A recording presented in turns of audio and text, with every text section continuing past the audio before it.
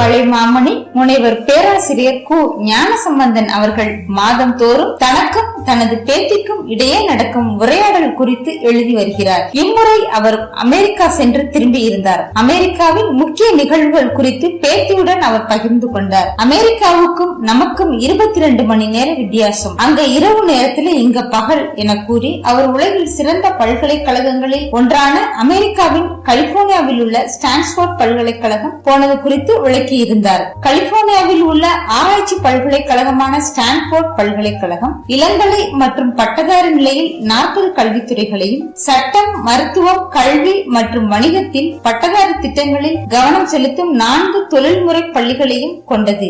சுமார் 1800 ஆசிரியர்கள் உள்ளனர் மற்றும் 14,000 மாணவர்கள் இங்கு பயில்கின்றனர். ஸ்டான்ஃபோர்ட் மாணவர்கள் மற்றும் இதன் பழைய மாணவர்கள் 139 தங்கப் பதக்கங்கள் உட்பட 270 ஒலிம்பிக் பதக்கங்களை வென்றுள்ளனர். ஆகஸ்ட் 2018 நிலவரப்படி 81 நோபல் பரிசு பெற்றவர்கள், 27 டூரிங் விருது பெற்றவர்கள் மற்றும் 8 புலங்கள் பதக்கம் வென்றவர்கள் மாணவர்கள், பழைய மாணவர்கள், ஆசிரியர்கள் ஸ்டான்ஃபோர்டுடன் இணைந்துள்ளனர் என விளக்கியுள்ளார் பேராசிரியர் ஞானசம்பந்தன் அவர்கள். மேலும் அமெரிக்காவில் துப்பாக்கி கலாச்சாரம் அதிகரித்துள்ளதையும், இந்தியாவில் சைபர் கிரைம் அதிகரித்துள்ளதை அங்குள்ள மத்திய புலனாய்வு அமைப்பு கூறிய தகவலையும் பேராசிரியர் பேத்தியிடம் விளக்கி இருக்கிறார். மேலும் அங்கு இந்திய மக்களுக்கு இருக்கும் மரியாதை, அங்கு தயாரிக்கப்படும் இனிப்புகளின் தன்மை, விலைவாசி உயர்வு என அமெரிக்காவின் தற்கால சூழலை படம் பிடித்து காட்டியிருக்கிறார் பேராசிரியர் ஞானசம்பந்தன் அவர்கள். போனோமா வந்தோமா என்று இல்லாமல் புது புது விஷயங்களை சொல்வதில் அவர்